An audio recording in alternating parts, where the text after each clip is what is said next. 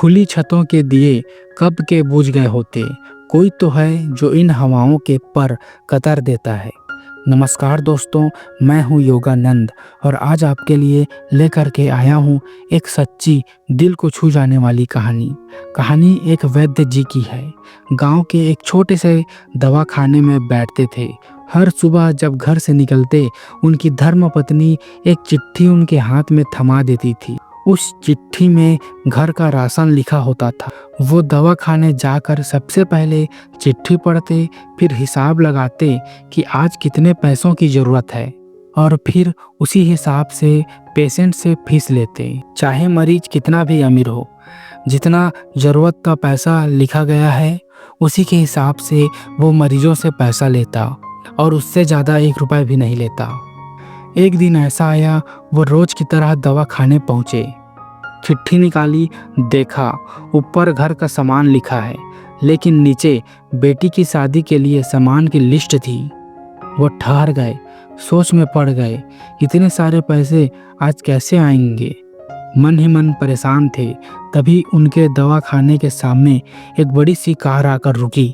Car से उतरे एक सज्जन और सीधे दवाखाने में आकर बैठ गए। वैद्य जी बोले, बोलिए भैया, क्या तकलीफ है। वो मुस्कुराए और बोले, शायद आप पहचान नहीं पाए, मेरा नाम राधेलाल है। बरसों पहले मेरी कार यहीं खराब हो गई थी। ड्राइवर पंचर बना रहा था और मैं छाया की तलाश में आपके दवाखाने में बैठ गया था। आपके पास एक नन्ही सी बच्ची आई थी, बार बार कह रही थी, बाबूजी चलो, भूख लगी है। लेकिन आप टस से मस नहीं हो रहे थे, क्योंकि आप शायद मेरी हालत को पढ़ रहे थे। मुझे लगा चलो कुछ दवा ही ले लूं।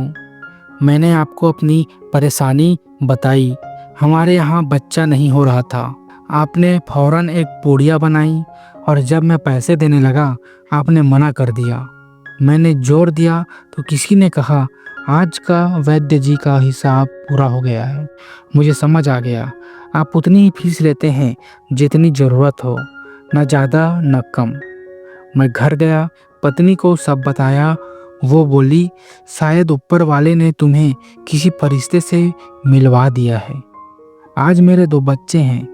मैं शहर में अपनी भांजी की शादी के लिए सामान लेने आया था। हर सामान लेते वक्त एक चेहरा सामने आ रहा था, वो छोटी सी गुड़िया। हर सामान मैं 2-2 बार ले रहा था। शायद कोई भावना थी जो मुझे उस बच्ची से जोड़ रही थी। वैद्य जी सुनते रहे और फिर धीरे से बोले, आप यकीन नहीं करेंगे, आज सुबह जो चिट्ठी मेरे पत्नी ने दी है उसमें सबसे नीचे मेरी बेटी की शादी का सामान लिखा हुआ है। बस समझिए, ऊपर वाले ने जवाब भेज दिया था। इस कहानी की सीख, अगर आपका कर्म सच्चा है तो समय लग सकता है मगर फल जरूर मिलेगा। दूसरों के लिए बिना स्वार्थ कुछ किया जाए तो ऊपर वाला कभी नज़रअंदाज नहीं करता। तीसरा, जो भी अच्छा करते हैं उसका हिसाब ऊपर वाले की डायरी में लिखा जा रहा है। इसलिए दोस्तों, अच्छे अच्छे कर्म कीजिए और सभी लोगों की मदद कीजिए। रोज़ ऐसी ही कहानी सुनने के लिए हमारे चैनल को सब्सक्राइब कीजिए।